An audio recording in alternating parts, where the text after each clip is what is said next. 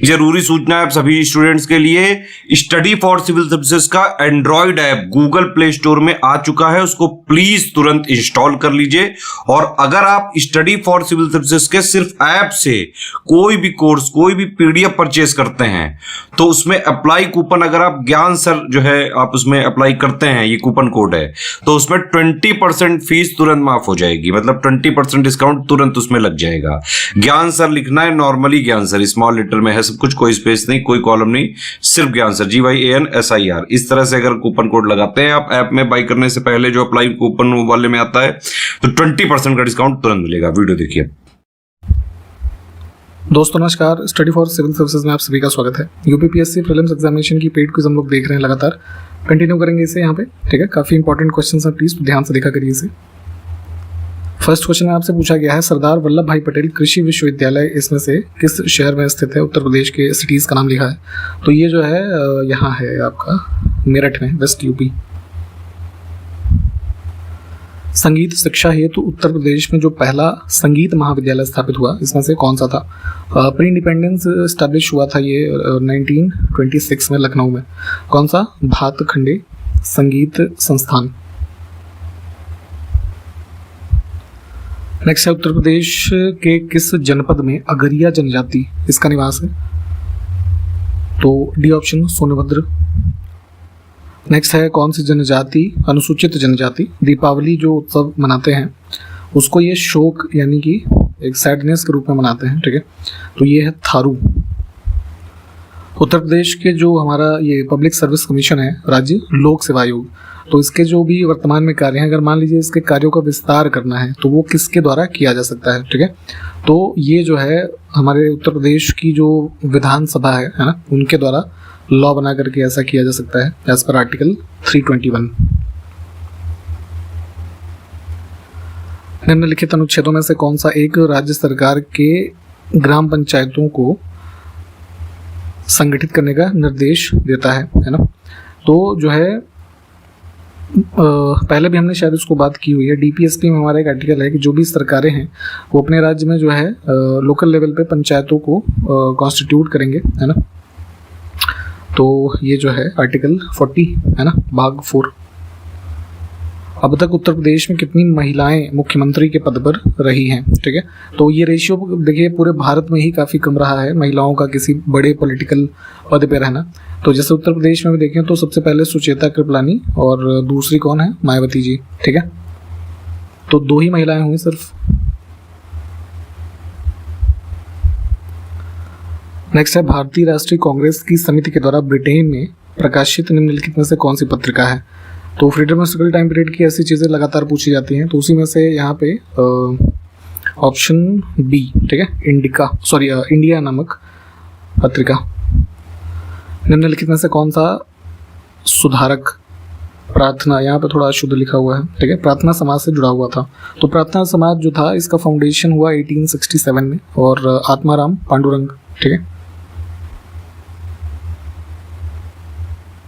अगला है, भारत सरकार ने निम्नलिखित में से किस अधिनियम में मुसलमानों को अलग प्रतिनिधित्व दिया था? तो सेपरेट इलेक्टोरेट का प्रावधान जो ये काफ़ी पॉपुलर रहा, तो ये मॉर्लेमेंटो रिफॉर्म्स जो हुए 1909 का जो हमारा एक्ट है उसको कहते हैं, ठीक है, उसके माध्यम से सबसे पहले ये दिया गया था। इस क्वेश्चन में भारतीय राष्ट्रीय आंदोलन के बारे में, है ना, या उस समय हुई घटनाओं की एक लिस्ट है 4 घटनाओं की, उसको क्रम से लगाना है, ठीक है। तो देखिए यहाँ पे अगर आपको सिर्फ एक ही पता होता, कैबिनेट मिशन जो है आया सबसे लास्ट में 1946। अब विकल्पों में देखेंगे तो चौथा ही लास्ट में है सिर्फ एक ऑप्शन में, तो यही आपका उत्तर है, ठीक है। अन्य ऑप्शंस को भी अगर हम देखें तो कांग्रेस की स्थापना 1885, साइमन कमीशन 1928, होम रूल आंदोलन 1916, ठीक है, तो इस हिसाब से 1324 है सही। निम्नलिखित में से किस क्रांतिकारी ने ब्रिटिश अधिकारी चार्ल्स पिगार्ड, नाम ध्यान से याद रखने की ज़रूरत है, इसकी हत्या का प्रयास किया था? तो जो है 1924 के अराउंड, जनवरी 1924 में गोपीनाथ साहा, है ना, ये थे, इन्होंने इसकी हत्या का प्रयास किया। थोड़ा डिटेल में चाहे तो इस इवेंट को पढ़िएगा। निम्नलिखित में से किस नेता ने कांग्रेस के ऐतिहासिक 1916 के लखनऊ अधिवेशन की अध्यक्षता की थी? तो जो है ये काफ़ी इंपॉर्टेंट सेशन है, आप जानते होंगे, पहले भी हमने कई बार डिस्कस किया हुआ है। क्या इसकी सिग्निफिकेंस है आप हमको कमेंट करके बताएंगे। और इसके अध्यक्ष कौन थे? अंबिका चरण मजूमदार। निम्नलिखित में से किस स्वतंत्रता सेनानी ने होम रूल आंदोलन शुरू करने के एनी बेसेंट के विचार का विरोध किया था? तो अभी जैसे हमने ऊपर भी देखा कि 1916 में होम रूल इवेंट्स स्टार्ट होते हैं, तो यहाँ पे इसका विरोध किया था गोपाल कृष्ण गोखले जी ने। ऑप्शन फर्स्ट, कारण जानिए पढ़ के क्या था?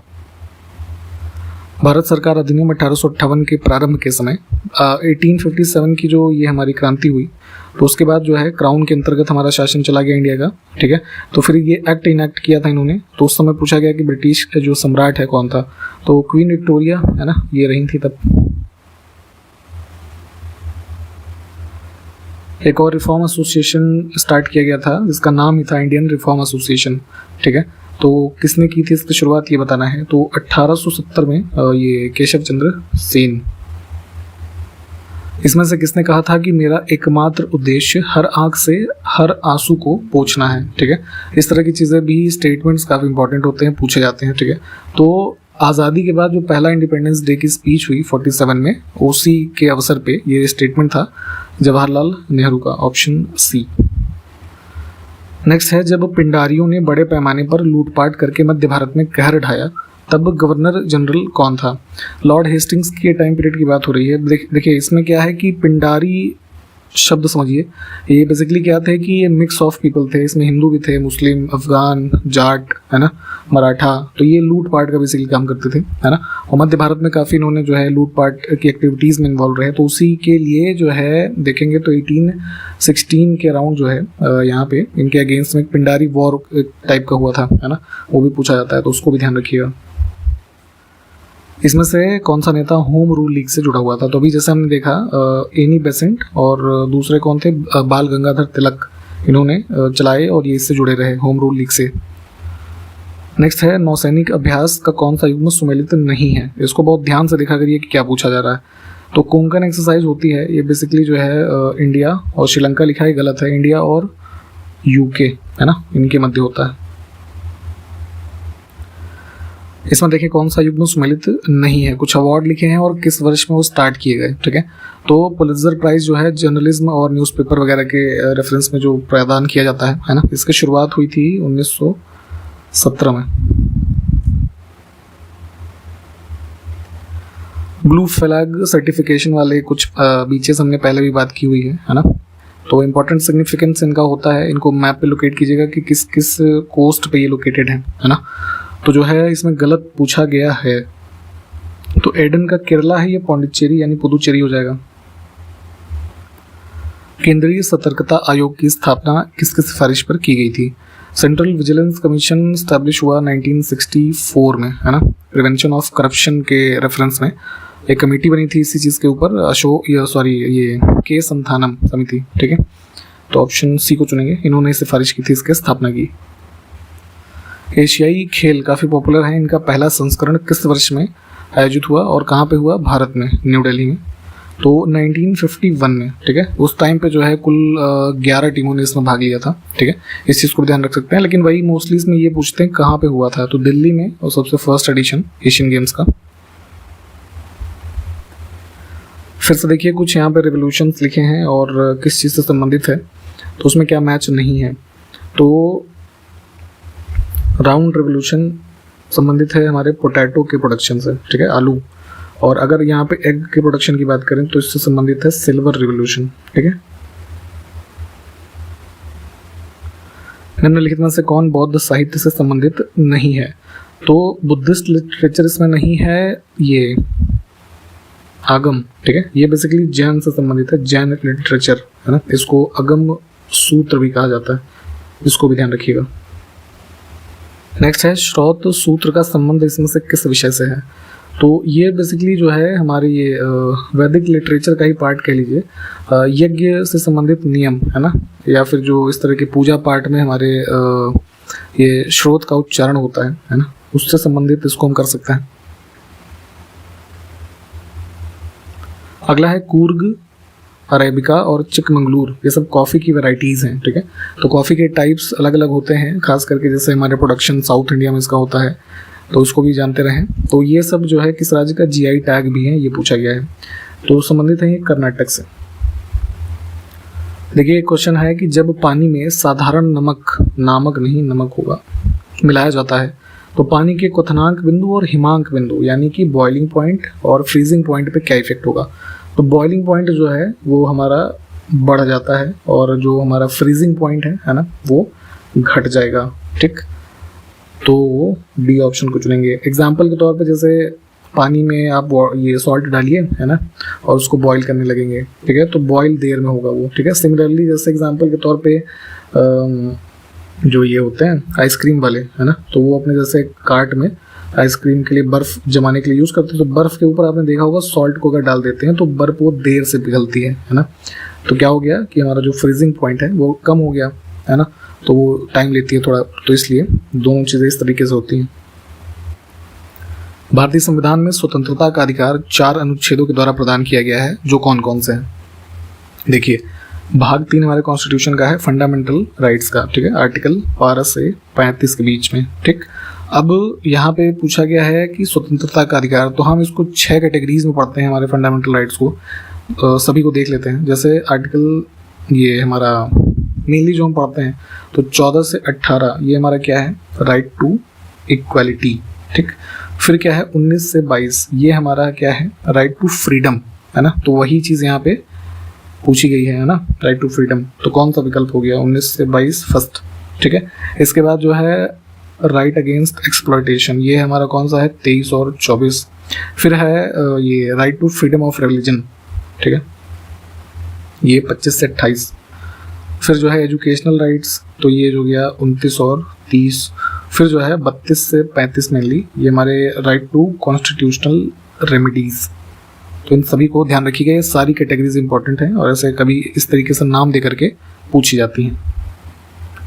भारतीय संविधान में जैसा निहित है निम्नलिखित में से कौन सा समानता के मौलिक अधिकार में सम्मिलित नहीं है। तो अभी हमने ऊपर ही देखा राइट टू इक्वालिटी के बारे में, तो उस पूरे जितने भी इक्वालिटी वाले हमारे आर्टिकल 14 से 18 के बीच में आर्टिकल्स हैं है ना, तो उसमें क्या है कोई भी इकोनॉमिक इक्वालिटी का आर्टिकल ऐसा नहीं है। ठीक है, नेक्स्ट है पारिस्थितिकी संतुलन बनाए रखने के लिए न्यूनतम क्षेत्र कितना होना चाहिए। तो बेसिकली फॉरेस्ट कवर पूछा गया है, मिनिमम फॉरेस्ट कवर। ठीक है, तो जो है हमारी ये नेशनल फॉरेस्ट पॉलिसी 1988 की जो थी उसमें मेंशन किया गया था कि ज्योग्राफिकल एरिया का, भारत के रेफरेंस में हम बात करें तो मिनिमम 33% हमारा जो है फॉरेस्ट कवर होना चाहिए। ठीक है, ऑप्शन सी। नेक्स्ट है गौतम बुद्ध की माँ किस वंश से संबंधित थी। तो ये बताना है, इनकी माता का नाम था महामाया। ठीक है, और इनका संबंध था कोली वंश से है ना, ऑप्शन डी। अगला है राजा नंद का उल्लेख करने वाला अभिलेखीय प्रमाण इसमें से कौन सा है। इस तरह की चीज़ें हिस्ट्री में इंपॉर्टेंट है। देखिए हाथी गुम्फा इंस्क्रिप्शन है, ऑप्शन फर्स्ट वाला ही, प्राकृत और ब्राह्मी स्क्रिप्ट में लिखा गया। ठीक है, इसमें उल्लेख है कि कलिंग के रीजन पे राजा नंद का कंट्रोल हुआ करता था। ठीक है, वही चीज़ यहाँ पे पूछी गई है।